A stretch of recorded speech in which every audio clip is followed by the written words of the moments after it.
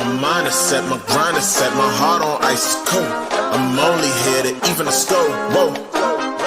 My mind is set, my grind is set, my heart on ice is cold. We down right now, but did it before. Whoa. See from here we going up. Made the call, I shown up. Now the game is sewn up. Say my name is blown up. We up, we up, we up, we up, we up, we up, we up, we up. See from here we going up. Made the call, I shown up. Now the game is sewn up. Say my name is blown up. We up, we up, we up, we up, we up, we up, we up, we up. What up, Night Nation, and welcome to the Knighted Ones, episode number 88. It's been a long time since we've been back on the air, but a long time, but maybe 2 days, or 2 weeks, but we're glad to be back. We are the only podcast that features a former UCF national champion, a former UCF radio host, an ESPN analyst and hoops player, and an infamous rapper, our resident influencer, and an IG star shooting the breeze talking UCF sports. Remember to like and follow us on YouTube, IG, and check out the 70 plus teams and conferences on the College Huddle, the Big 12 Huddle, and our new stream that will be coming during the football season. So first of all, I want to say thank you to all of those. Everybody knows we've celebrated Memorial Day yesterday. So to all of those family members, friends, and both former and current service members, thank you for your service and all of the sacrifice that you've done, both those that have passed on as heroes and those that are heroes with us today. So I just wanted to throw that quick shout out to everyone in honor of Memorial Day. And also I wanted to thank you, our listening audience and viewing audience, because we reached a pinnacle for the show. Over 16,000 views in a month. So thank you all for watching, liking, subscribing, sharing us with your friends, and just being along for the ride with us. So this week, we're a little late, but better late than never. We're going to have some of our crew back. Trey Neal is in the process of joining as we speak. Alan Levin should be joining us as well. Nobra, unfortunately, with the best hair in the game, is out, as is Josh Lazar, as his AC is down. So, but let's go ahead and get into it. We're going to talk a little UCF football first. I know it's the dead of the offseason, but there's still news to talk about with regard to UCF football. We're going to talk about rankings, the playoff seeding, the Big 12 meetings in Orlando, the NCAA lawsuit, and how it might lead to the P3. Are there new uniforms on the horizon? We think so. A new hoops transfer. We'll be talking about the baseball season and what happened, how it unfolded, and what it holds for the future. Alan will give us the oxymoronic stats of the week, and then we'll talk a little bit about the rest of the sports in UCF world. So, including a little bit about the draft and give you guys some listener love. All right, so that's a lot on our plate, but I want to start with this. UCF going into the offseason here was ranked last in the media post the spring rankings by ESPN, CBS, and all the other major outlets. So basically the question was, is that fair? Well, if we think about fairness in football, we think about preseason rankings, postseason rankings, etc. First of all, they're never fair. They're based off of old data. However, in UCF's case, there's a lot to be skeptical about. First, we have a new coach. Second, we've got a bevy of new players. We turned over quite a bit of our roster. And third, we're coming into with a quarterback situation that's questionable. So that was one of the things that was also written about. UCF was ranked with the worst QB situation in the Big 12. So is that true? Do we have the worst QB situation in the Big 12? I would say no. And the reason I say no is because, yes, we have Jakuri. Yes, we have a solid backup. And we've got someone who was going to be a potential starter for Indiana, played there last year in the QB room. Then we added some other transfers in. So is UCF's QB situation as bad as what the media would like it to portray it to be? I don't think so. We've got some guys that can pass the ball and are mobile. And yes, this is a new system with Scott Frost, but we do have KZ in the QB room as well. And from what everybody's been saying, there's been really, really good competition. The culture has changed. And so when it comes to that, it seems like we have kids that care. Compare that to the past few years where you had KJ, who, this is not to disparage him, but he was overweight. He didn't participate in the workouts. He didn't learn the offense, etc. I think we've got guys that are talented, the guys that are focused, and with KZ in the room, they have the advantage of having someone who's played in the system, and not only played in the system, but played so well that he went undefeated. And that's rare in college football. So do we have another KZ in the room? No, we don't. KZ is a generational quarterback. The first year he didn't show his prowess, but I don't think by any stretch of the imagination that we have the worst QB situation in the Big 12. So going back to the rest of the team and how we were ranked dead last in the media polls and spring rankings and all of that stuff. So we did reload on the linebacker room. Yes, we lost some folks there, but we did reload on the linebacker room. Our defensive line is solid. We've got a bevy of DBs, all of whom seem to be doing really, really well. And then on the offensive side of the ball, I think the biggest question mark, which I hate, is the offensive line. We did lose 3 players that probably would have been starters on this team this year, but we did bring some good players in. So we'll see. But anytime you've got a new group of players playing in a new system, especially when it comes to the offensive line, it's going to be tough sledding for the first few games. Luckily, from a scheduling perspective, I think that we're actually in good shape in the early part of our schedule for next football season, especially with the things that are going on at North Carolina. And there's some question as to whether Bill Belichick will even be the coach by the time we play against them. So we start our season at Jack State. We have NCAA, then we have UNC, and then we have K-State. So out of that first 4, that gives us two teams that we can cut our teeth on in this new offensive system. And then we've got UNC as well, who's got problems of their own. So that gives us 3 games really to truly get tuned up for the rest of the season before we meet Kansas State. So for me, even getting 2 out of 3, we should get 2 out of 3, if not 3 out of 3 of the first 3. That's a win. For me, expectations as far as what this football team will do, anything less than a 4, I'm projecting 4 to 6 wins. A good season, I think, would be a bowl game and hopefully a bowl win, depending on who we play. But I think that this system has shown that it can be integrated quickly. We've got the coaching staff on staff in KZ and bringing back Sean Beckton, who's been here before. We've got a good stable of running backs, with bringing some of that talent back, but also bringing some new talent in. And I think we are in better shape in the QB room than what the media would like to purport. So are we the worst team in the Big 12 coming into next year? I don't think so. Oklahoma State was a mess last year. West Virginia was questionable. And I don't see us as being the worst team in the Big 12. And I think even if we reach that floor of 4 wins for the season with where Houston was last year, I do think they will be better. Their offense was anemic, but their defense was great. And Willie Fritz is someone to look out for who has long-term success in everywhere he's been. But outside of that, I just don't see us being the worst team in the Big 12. I think we have the talent. I think we have the coaching staff.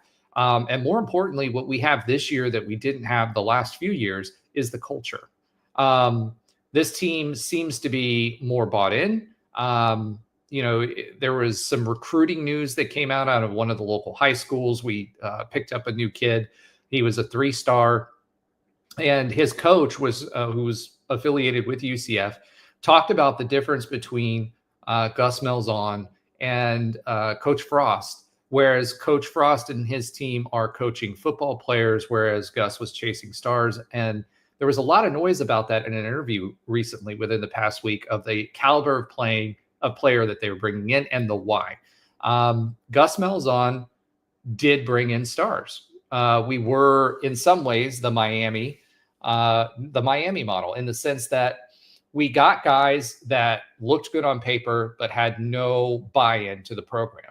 We were shuffling in coaches, we were shuffling in systems, we were shuffling in his role, we were shuffling in culture, so much so that I think that ultimately there is a detriment because what Trey Neal likes to talk about a lot is you fought for the guy to your left and you fought for the guy to your right, not for a paycheck. And I think we were in a situation with Gus Malzahn where he did not build that culture. So we have the coaching, we have a reasonable schedule. I do not think this team is the last team in the Big 12. So I'll disrespectfully disagree with that.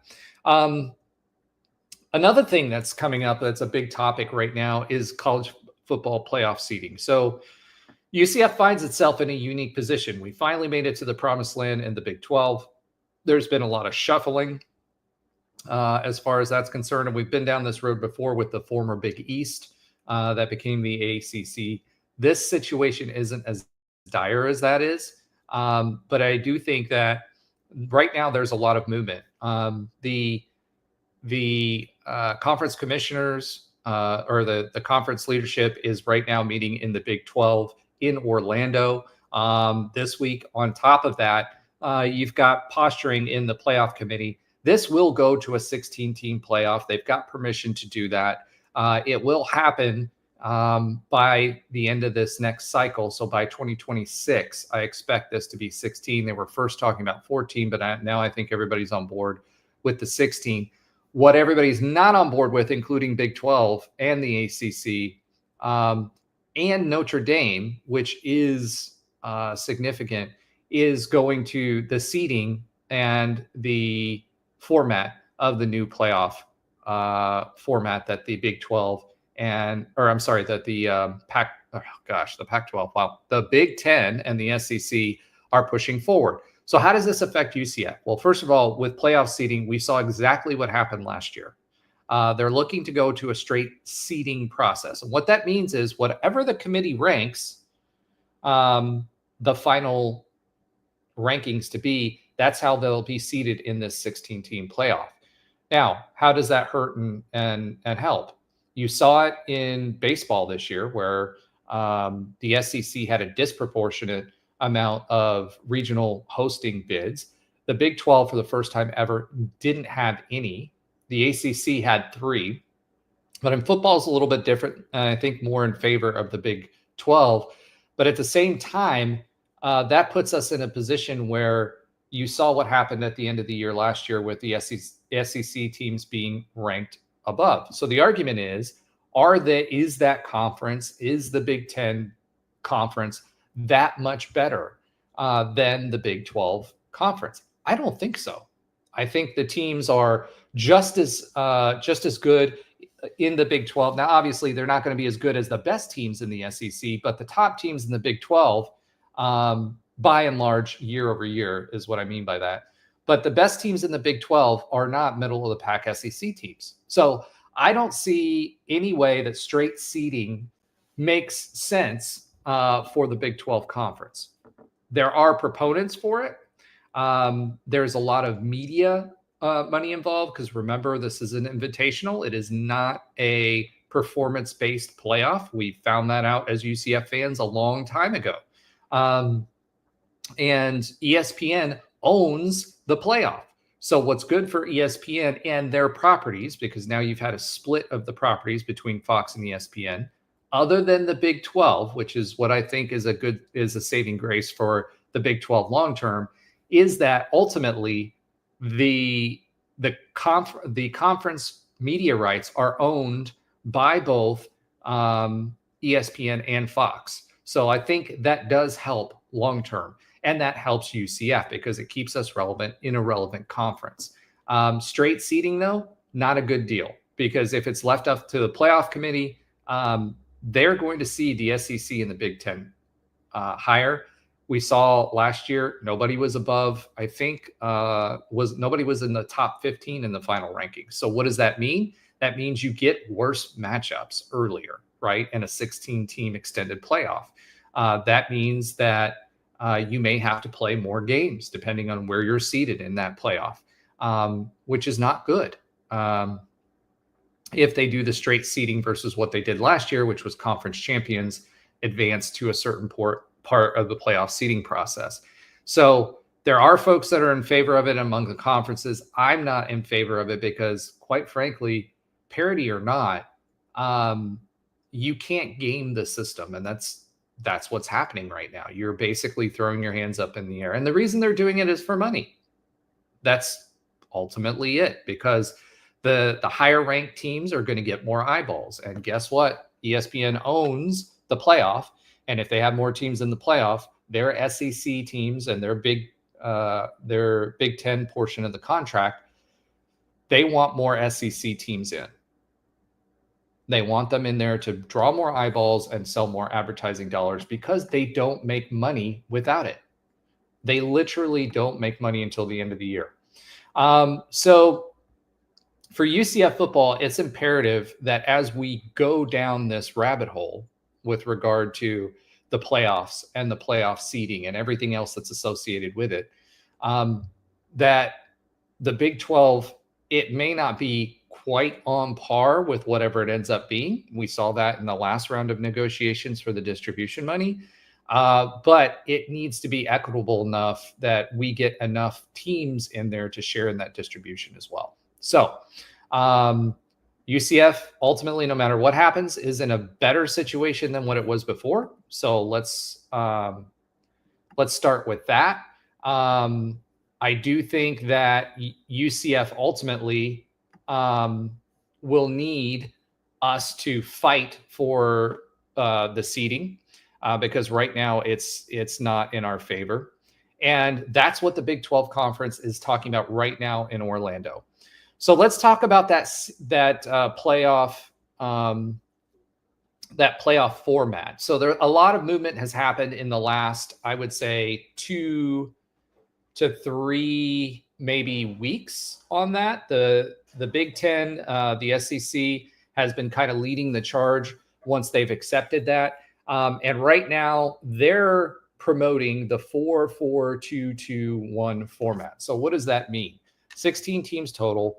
4 from the SEC, 4 from the Big Ten, 2 from the Big 12, 2 from the ACC, and 1 G5. The rest would be at large, or quote unquote at large. The proposals right now are just to pick an at large or to have a play-in similar to what basketball does, where you have play-in games there as well, which would mean you would pit the 2 lower ranked teams or the 4 lowest ranked teams against each other to play into the playoff, which means they're playing extra games.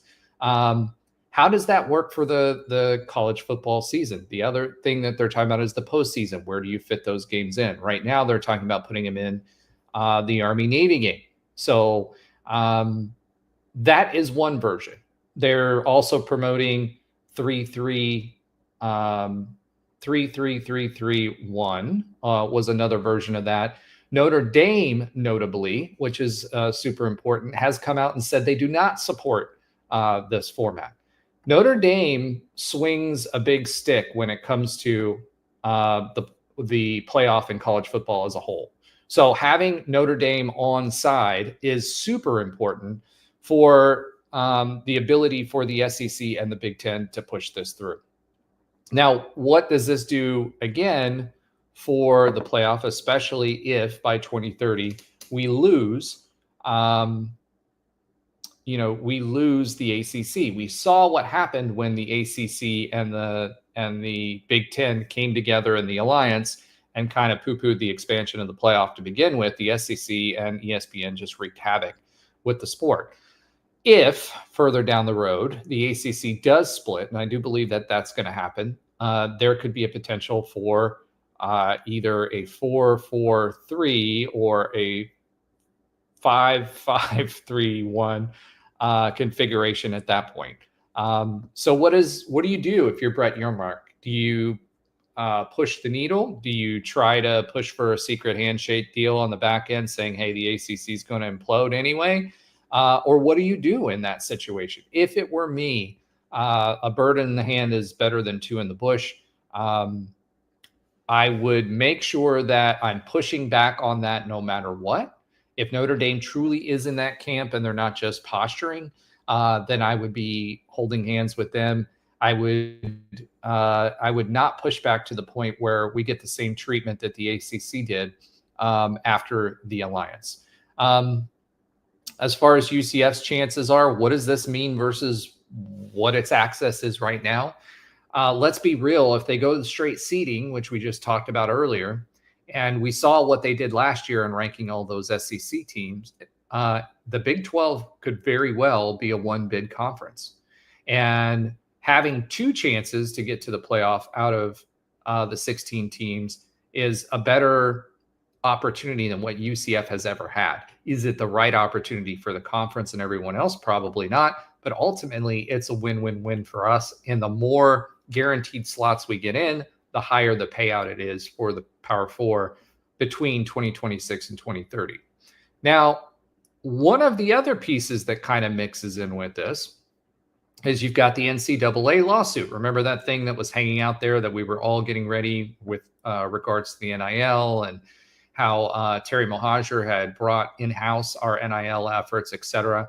There were some question marks on whether there was going to be pushback on that, but it looks like as of the last couple of days that the players have all accepted the guardrails the way that they've been put in place and the lawsuit have been put in place. What it also does is it generated some talking points from Greg Sankey. Who's Greg Sankey? Obviously, we all know he's the SEC commissioner, and that's important. What he has said and what his new hill to die on or soapbox is that the Power Four was granted more autonomy last year. For those of you that missed it, last year the Power Four conference was given more levity than it was even in the original playoff agreement. In addition to that, currently 65% of the voting membership has to it lies within the Power Five. And for thresholds and being able to pass legislation for the whole NCAA, including decisions on divisional splits and all of that other stuff, that does not meet the threshold. There's not enough voting power concentrated within the P4 to make that stuff happen. So what he's doing is he's proposing a 68% voting share for those in the P4. So currently with the 65%, that requires four conferences, the four Power Four conferences, to vote on anything from an autonomy perspective. All of them have to approve whatever the changes are. By changing it to 68% and based on the current composition of the conferences, that's no longer the case. That means you only have to have three conferences in alignment to be able to make decisions on autonomy and who participates in that level and whether you should separate to another division or some sort of other separation that doesn't exist today. So I don't think this has anything to do with the power conferences fully separating from the NCAA, but what it does do is it allows them to make decisions for three conferences that affect all four. So when you start thinking about, okay, who has direct access to the playoff, what happened to the Pac-12, you can now do that with three conferences. So at that point, you could go to three power conferences, and that sets the stage for 2030. What happens in 2030? Well, the ACC's media contract is up. FSU has already said that they're going to bolt. Clemson is going to bolt. And we should start hearing about that probably a year or two out from that happening. So legislatively, it allows that to happen and to be able to pull the power into those three conferences without including that four. I don't think the ACC is going to go the way of the Pac-12.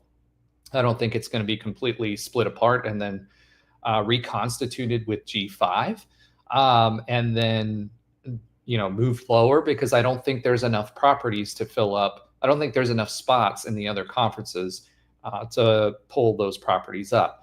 But it also means that when we're talking about things like playing ball with the playoff and doing those kinds of things, Brett Yormark has to be playing the long game, because if there's a possibility that this passes, and there's a real possibility that it will, that three conferences can make the decision for all four, then it's who's going to break up. Is it the Big 12 or is it the ACC? Right now, it looks like the ACC, but this all ties together and it's all happening right now. Within the last week or two, all of this stuff has been happening. And I can't tell you enough of how much that impacts UCF long-term.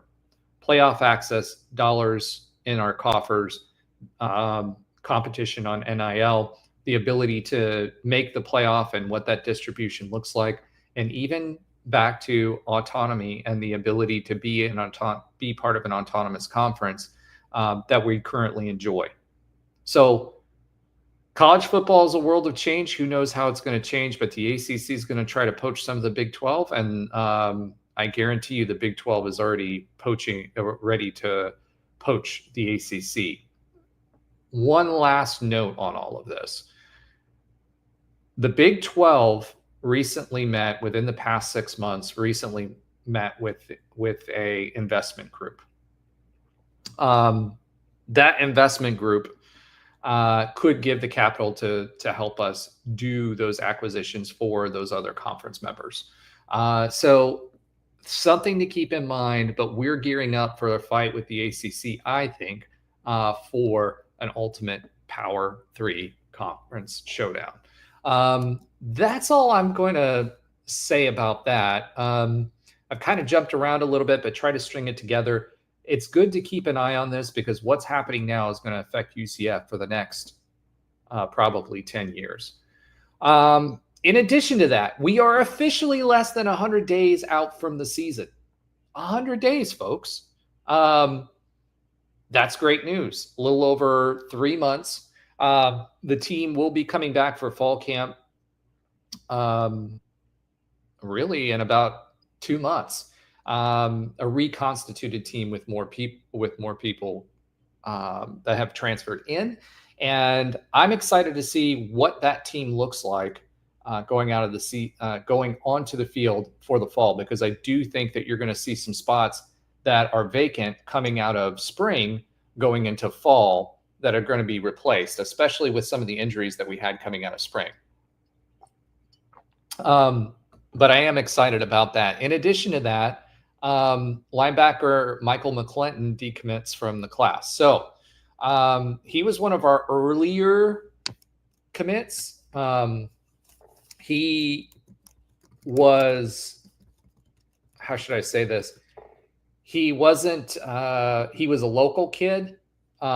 He's 6 foot 225, so decent size, but he's a little bit on the smaller size, actually measures in around 5'11". He was a composite 3-star. His offers were basically Jack State, Arkansas State, App State, FIU, those types of folks. And he's now transferring somewhere else. So ultimately, I don't think this is a huge loss. Unfortunately, it didn't work out. He probably wasn't going to get much playing time with the folks that we have brought in. So for me, hate to see anybody go, but I don't think Michael McClinton was going to have an opportunity, probably not this year and probably not in the future. But it does suck to see a local kid go. We talked about the Big 12 meetings. We talked about the NCAA lawsuit. Are there new uniforms on the horizon? We recently had the yard sale. If those of you got to take advantage of the yard sale, there were some pretty sweet deals to be had, and there's a reason for that. And that is The uniforms themselves, all accounts seem to point to the fact that they are going to be getting a rework. So hopefully no more of the Terry Mohajir, hopefully some more of that UCF flash that we had. If you look at our background, it's UCF Fierce.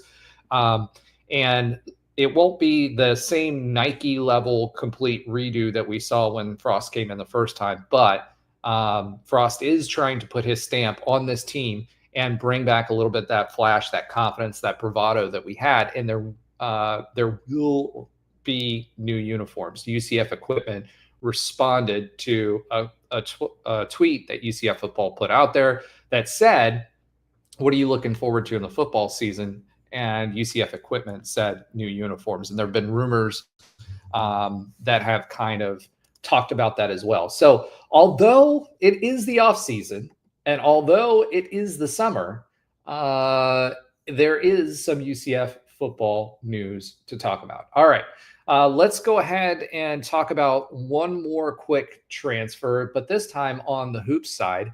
This happened last week. Devin Cambridge has committed to UCF. So he is a forward that was from Texas Tech, which is interesting because Texas Tech has a lot of cash and they've been spending money on UCF players lately. But let's talk a little bit about who he is. So for the last 3 seasons, he's been playing since 2019. But I do want a 2019-2020 season. But I do want to specifically talk about the last 3 years. He averaged 9.8 points, 10.5 points, and then 5.5 points per game. Last season, his minutes did go down from 26 minutes last season to 17 and a half. He's 6'6", 210, and he's a shooter. So I think Johnny Dawkins has been looking for some shooters to make up for last year. When Ben ever gets back from his vacation, he was out for 2 weeks celebrating his anniversary. We'll talk about that in more depth.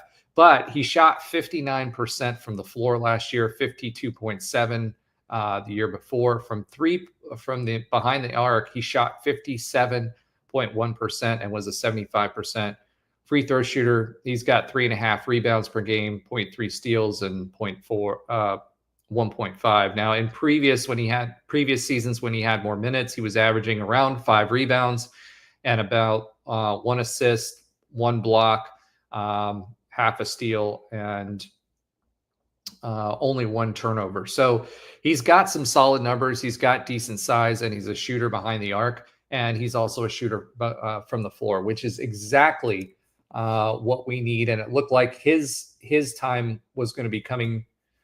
His minutes were going to be reduced again this year, and hopefully we'll be the beneficiary of that this year. Let's talk a little bit about UCF baseball. So UCF baseball finished out the season since the last time we spoke. Obviously, this may be old news for some of you, but we wanted to give our spin and our take on UCF baseball season. UCF baseball underachieved. Let's just be frank, straight up, whatever. Coming out of the out of conference, which was not an easy out of conference schedule, we were feeling pretty good. There was no doubt in our mind that this team was a Big 12 team and had a shot at potentially hosting a regional. So what happened in that middle part of the season when we got into conference play?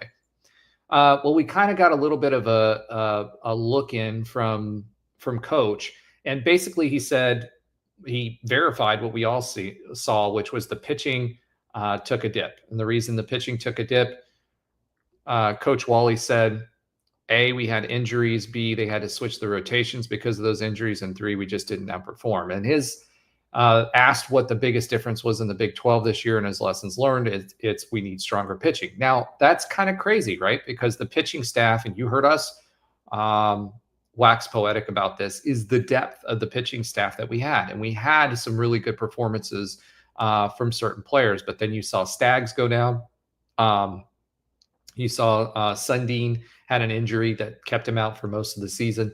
But from the pitching side, you saw Staggs struggle there for a bit. And some of the other pitchers, especially when we talk about closers. This team lost a lot of close games. They lost about 8 games in the middle of the season that they should not have lost. Either they were leading going into the 8th inning and just fell apart in the end, or something happened where we lost games that we shouldn't have. This team was better than, I hate to say this because you always hear this, hey, this team is better than how they performed. And guess what? The wins and losses and the results are what they are. That's true. They are what they are. We didn't even make the Big 12 tournament, and that's extremely disappointing. We had really good hitting this year. I know it doesn't seem like it because we lost a lot of games, but our individual performances hitting, most of the players this year were above 300 hitting, almost all of them. But what we did do is we left a record number of players on base. You can't do that when you're playing at this level.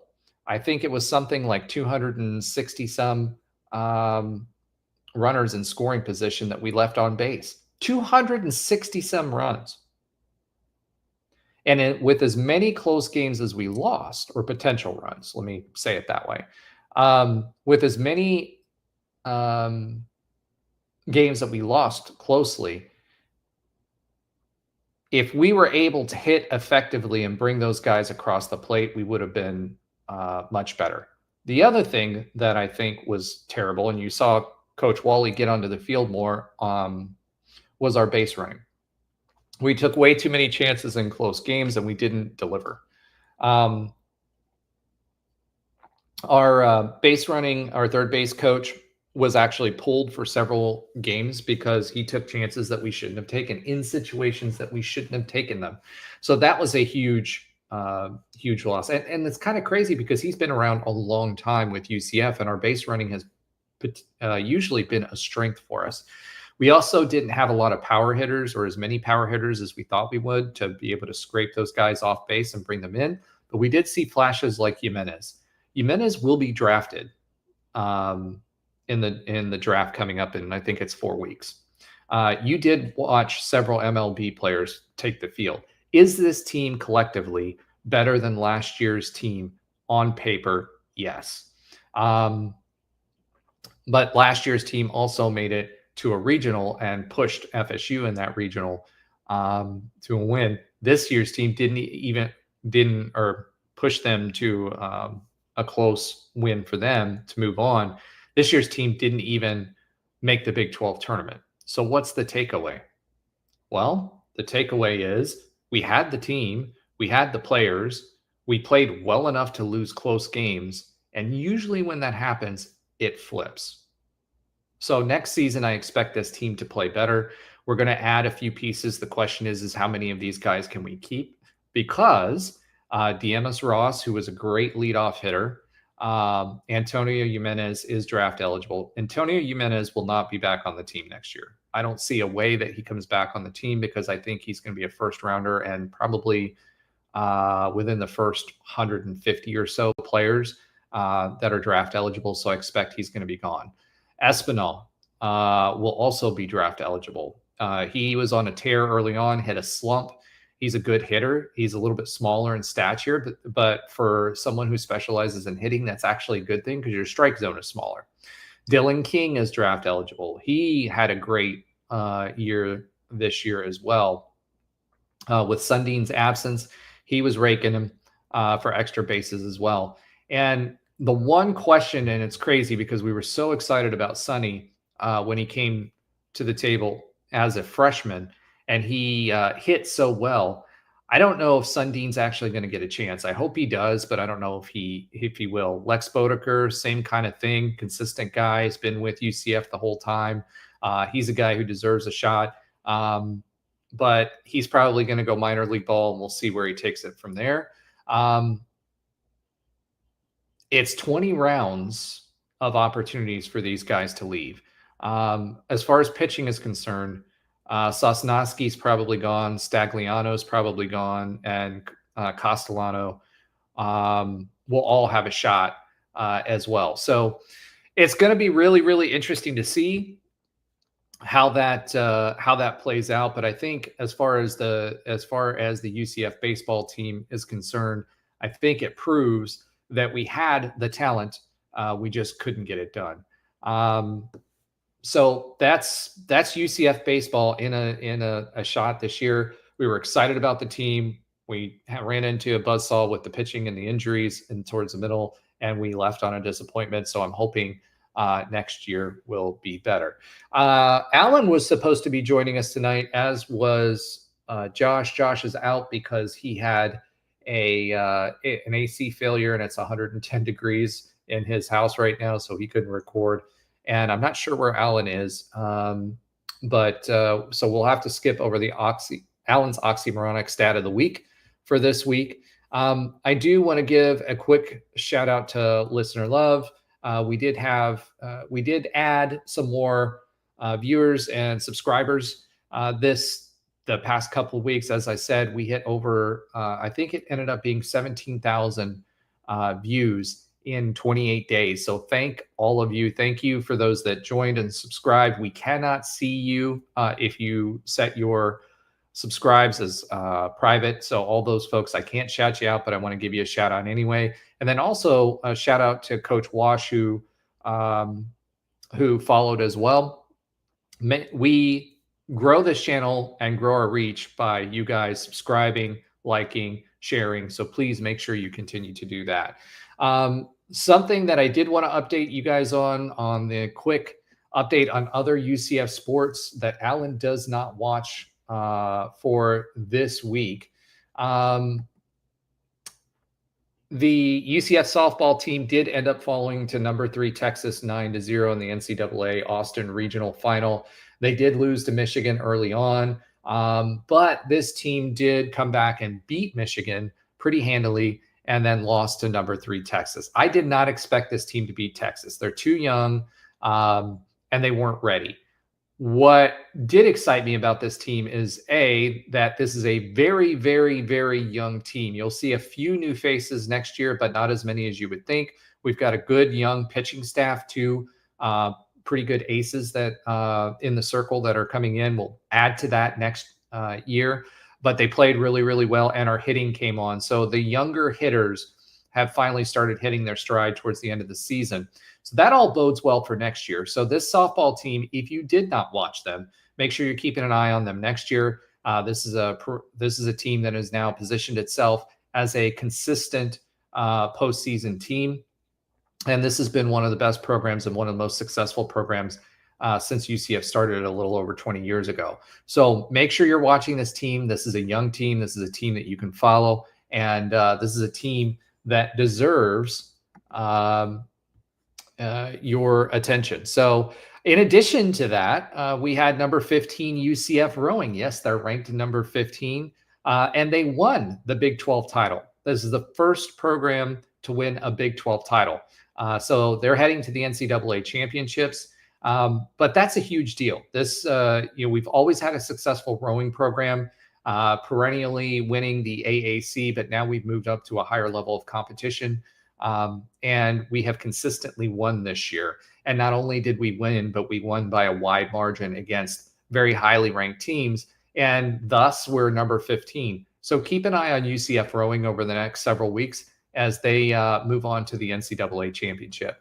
UCF also won the indoor and outdoor 4x400 relay championship in the Big 12.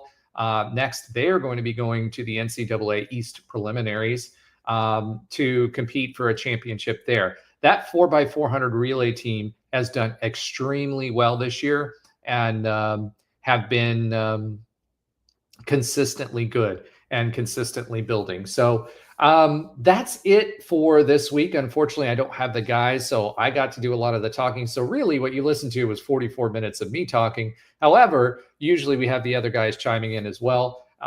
If any of you have any other comments that you'd like to share or any points that you'd like to make or anything that you'd like for me to talk about, the comments are open.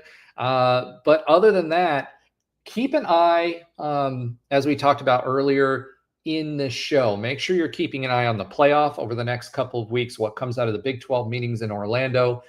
Keep an eye on what Greg Sankey is saying and changing that from 65 to 68%, because that really does create a de facto power 3.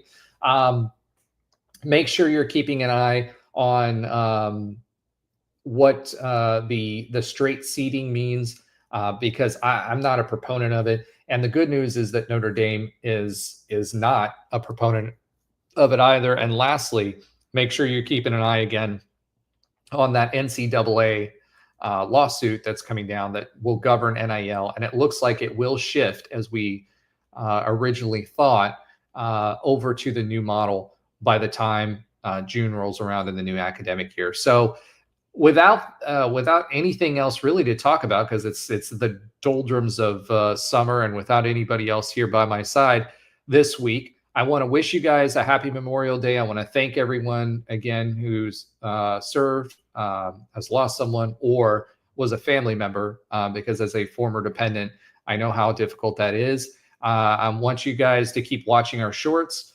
We appreciate you helping us hit 17,000. Make sure views this past month. Please make sure you're liking, subscribing, sharing. Go Knights, and charge on.